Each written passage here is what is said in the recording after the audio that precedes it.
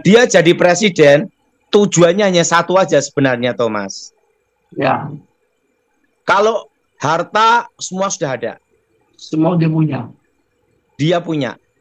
Yang satu dia tidak punya. Jadi ada yang tanya sama saya, bagaimana nanti ke depannya kalau Pak Prabowo jadi presiden? Mana sorgawi? Roma pasal 13. Kepatuhan kepada pemerintah. Tiap-tiap orang harus takluk kepada pemerintah yang di atasnya, sebab tidak ada pemerintah yang tidak berasal dari Allah, dan pemerintah-pemerintah yang ada ditetapkan oleh Allah. Sebab itu barang siapa melawan pemerintah, ia melawan ketetapan Allah, dan siapa yang melakukannya akan mendatangkan hukuman atas dirinya. Sebab jika seorang berbuat baik, ia tidak usah takut kepada pemerintah, hanya jika ia berbuat jahat. Maukah kamu hidup tanpa takut terhadap pemerintah?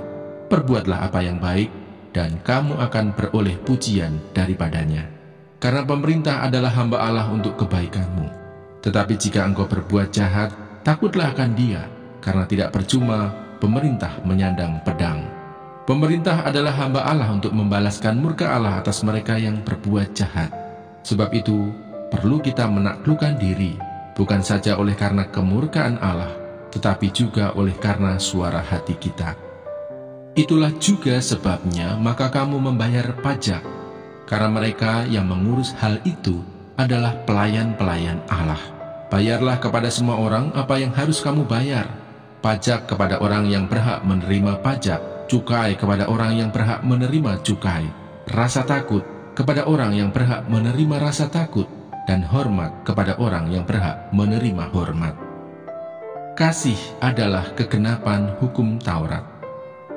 Janganlah kamu berhutang apa-apa kepada siapapun juga, tetapi hendaklah kamu saling mengasihi. Sebab barang siapa mengasihi sesamanya manusia, ia sudah memenuhi hukum Taurat. Karena firman, jangan berzina, jangan membunuh, jangan mencuri, jangan mengingini, dan firman lain manapun juga sudah tersimpul dalam firman ini, yaitu kasihilah sesamamu manusia seperti dirimu sendiri. Kasih tidak berbuat jahat terhadap sesama manusia, karena itu kasih adalah kegenapan hukum Taurat. Hal ini harus kamu lakukan, karena kamu mengetahui keadaan waktu sekarang, yaitu bahwa saatnya telah tiba bagi kamu untuk bangun dari tidur. Sebab sekarang keselamatan sudah lebih dekat bagi kita daripada waktu kita menjadi percaya. Hari sudah jauh malam, telah hampir siang. Sebab itu marilah kita menanggalkan perbuatan-perbuatan kegelapan dan mengenakan perlengkapan senjata terang. Marilah kita hidup dengan sopan seperti pada siang hari. Jangan dalam pesta pora dan kemabukan, jangan dalam percabulan dan hawa nafsu, jangan dalam perselisihan dan iri hati. Tetapi kenakanlah Tuhan Yesus Kristus sebagai perlengkapan senjata terang, dan janganlah merawat tubuhmu untuk memuaskan keinginannya. Roma pasal 14. Jangan menghakimi saudaramu. Terimalah orang yang lemah imannya tanpa mempercakapkan pendapatnya. Yang seorang yakin bahwa ia boleh makan segala jenis makanan, tetapi orang yang lemah imannya hanya makan sayur-sayuran saja. Siapa yang makan, janganlah menghina orang yang tidak makan. Dan siapa yang tidak makan, janganlah menghakimi orang yang makan, sebab Allah telah menerima orang itu. Siapakah kamu, sehingga kamu menghakimi hamba orang lain? Entahkah ia berdiri, entahkah ia jatuh, itu adalah urusan tuannya sendiri. Tetapi ia akan tetap berdiri, karena Tuhan berkuasa menjaga dia terus berdiri. Yang seorang menganggap hari yang satu lebih penting daripada hari yang lain, tetapi yang lain menganggap semua hari sama saja. Hendaklah setiap orang benar-benar yakin dalam hatinya sendiri. Siapa yang berpegang pada suatu hari yang tertentu, ia melakukannya untuk Tuhan. Dan siapa makan, ia melakukannya untuk Tuhan, sebab ia mengucap syukur kepada Allah. Dan siapa tidak makan, ia melakukannya untuk Tuhan, dan ia juga mengucap syukur kepada Allah. Sebab tidak ada seorang pun di antara kita yang hidup untuk dirinya sendiri, dan tidak ada seorang pun yang mati untuk dirinya sendiri. Sebab jika kita hidup, kita hidup untuk Tuhan, dan jika kita mati untuk Tuhan. Jadi baik hidup atau mati, kita adalah milik Tuhan. Sebab untuk itulah Kristus telah mati dan hidup kembali, supaya Ia menjadi Tuhan, baik atas orang-orang mati maupun atas orang-orang hidup. Tetapi engkau, mengapakah engkau menghakimi saudaramu? Atau mengapakah engkau menghina saudaramu? Sebab kita semua harus menghadap tahta pengadilan Allah. Karena ada tertulis, demi aku hidup, demikianlah firman Tuhan, semua orang akan bertekuk lutut di hadapanku, dan semua orang akan memuliakan Allah. Demikianlah setiap orang di antara kita akan memberi pertanggungan jawab tentang dirinya sendiri kepada Allah. Jangan memberi batu sandungan. Karena itu, janganlah kita saling menghakimi lagi, tetapi lebih baik kamu menganut pandangan ini. Jangan kita membuat saudara kita jatuh atau tersandung. Aku tahu dan yakin dalam Tuhan Yesus bahwa tidak ada sesuatu yang najis dari dirinya sendiri. Hanya bagi orang yang beranggapan bahwa sesuatu adalah najis, bagi orang itulah sesuatu itu najis. Sebab jika engkau menyakiti hati saudaramu oleh karena sesuatu yang engkau makan, maka engkau tidak hidup lagi menurut tuntutan kasih. Janganlah engkau membinasakan saudaramu oleh karena makananmu, karena Kristus telah mati untuk dia. Apa yang baik yang kamu miliki, janganlah kamu biarkan difitnah. Sebab kerajaan Allah bukanlah soal makanan dan minuman, tetapi soal kebenaran, damai sejahtera, dan sukacita oleh Roh Kudus. Karena barang siapa melayani Kristus dengan cara ini, ia berkenan pada Allah dan dihormati oleh manusia. Sebab itu marilah kita mengejar apa yang mendatangkan damai sejahtera dan yang berguna untuk saling membangun. Janganlah engkau merusakkan pekerjaan Allah oleh karena makanan. Segala sesuatu adalah suci, tetapi celakalah orang jika oleh makanannya orang lain tersandung. Baiklah engkau jangan makan daging atau minum anggur atau sesuatu yang menjadi batu sandungan untuk saudaramu. Berpeganglah pada keyakinan yang engkau miliki itu bagi dirimu sendiri di hadapan Allah. Berbahagialah dia yang tidak menghukum dirinya sendiri dalam apa yang dianggapnya baik untuk dilakukan. Tetapi barang siapa yang bimbang kalau ia makan, ia telah dihukum, karena ia tidak melakukannya berdasarkan iman. Dan segala sesuatu yang tidak berdasarkan iman adalah dosa. Ya, seperti apa yang saya katakan tentang keputusan MK atau Thomas. Ya. Ya, tetap Bapak Prabowo dan Gibran dilantik presiden dan wakil presiden. Jadi wakil presiden pada waktu ya. Kan saya udah ngomong kan sebelum keputusan MK. Betul. Nah, jadi ada yang tanya sama saya, bagaimana nanti ke depannya kalau Pak Prabowo jadi presiden? Ya. Karena ini menurut analisa saya, karena pengalaman saya ini bersama almarhum Edi Wibowo. Ya.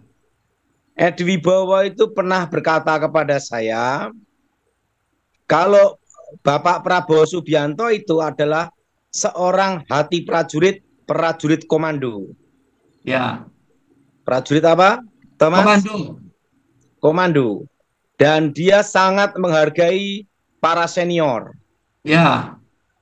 Dan ada namanya jiwa korsa, karena doktrin dari prajurit yaitu harus memiliki nomor satu adalah negara di atas kepentingan pribadi.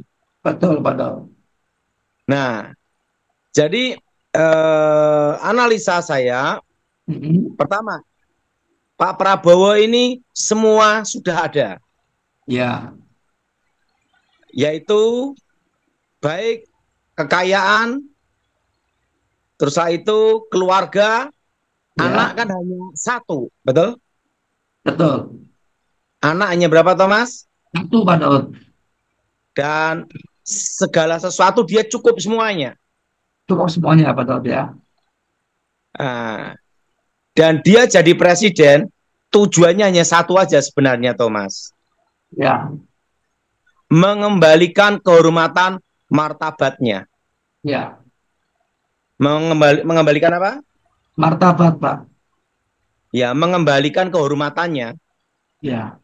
sebagai seorang prajurit. Yes.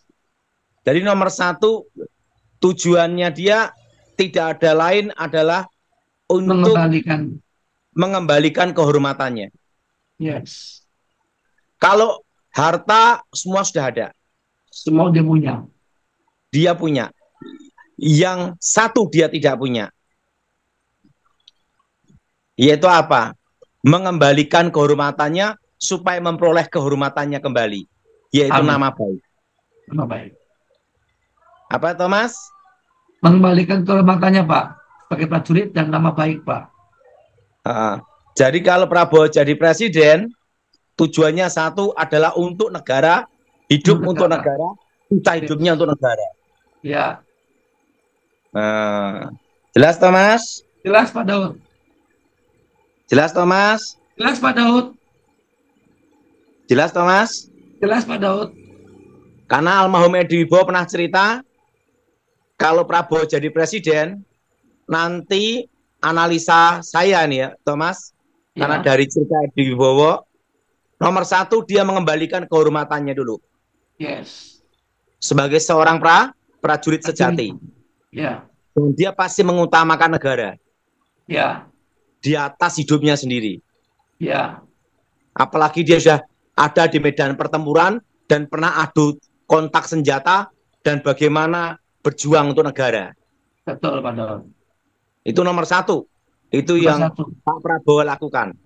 Ya. Nomor dua? Yang kedua, dia pasti akan mendahulukan yaitu namanya keamanan dulu.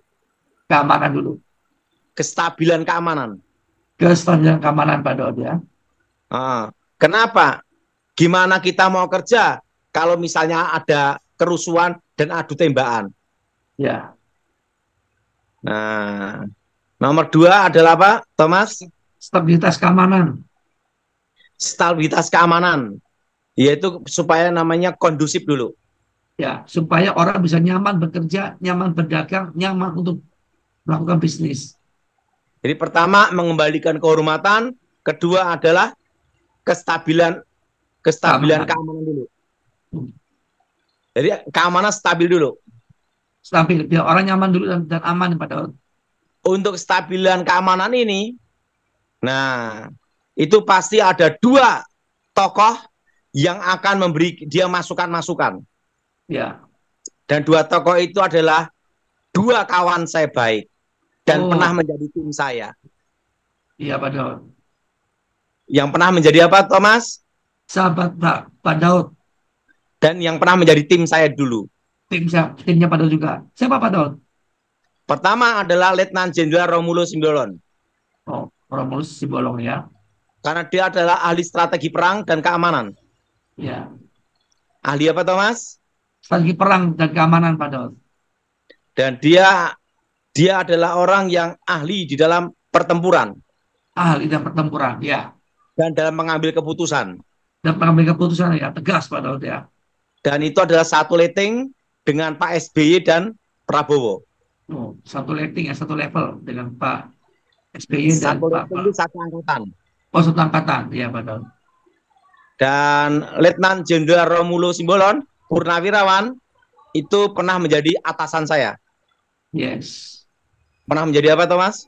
Atasan. Karena Letnan Jenderal Romulus Simbolon adalah Sekretaris Dewan Penasihat Presiden zaman Pak SBY. Zaman SBY ya. Makanya nomor satu dia pasti strategi dan kestabilan keamanan. Yes. Jadi dulu Letnan Jenderal Romulus Simbolon itu ada di kantor staf presiden, yaitu Kepala Sekretaris Dewan Penasihat Presiden. Jadi apa, Thomas? Ya, Pak Daud. Jadi pernah ada di dia pernah menjabat sebagai Sekretaris Dewan Penasihat Presiden. Oh, ya, pernah menjabat Sekretaris Dewan Presiden, Pak Daud ya. Dan dia pernah menjadi atasan saya. Oh, jadi atasan Pak Daud juga ya. Karena saya dulu yang di lapangan dalam pengamanan presiden. Yes, Pak Daud. Nah, dan yang kedua adalah Mayor Jenderal Glenny Kelairupan. Oh. Siapa Ya. toh Mas? Jadi apa? Pak Daud, soalnya jelas. Mayor Jenderal Glenny Kelairupan. Oh, Glenny Marupan ya. Kairupan. Mayor Jenderal Glenny Kairupan. Iya, Pak Daud. Dia ahli di intelijen, Hmm. ahli intelijen dalam operasi khusus. Oh, yes. Dan dia ini dulu pernah menjadi tim saya. Oh, satu tim dengan Pak Daud ya. Dulu. Dulu. Nah, jadi tim saya ini adalah tim senior. Senior. Nah, kalau dalam operasi Sandi Yuda, yang operasi Sandi Yuda, yang Iya, ahli di bidang operasi Sandi Yuda dan operasi lapangan intelijen, itu adalah Mayor Jenderal Rano Tilar. Ya, Itu OPSUS, operasi khusus Sandi Yuda. Sandi Yuda. Iya, Pak Daud. Dan itu juga adalah kawan saya. Wah, kamu Pak Daud juga ya.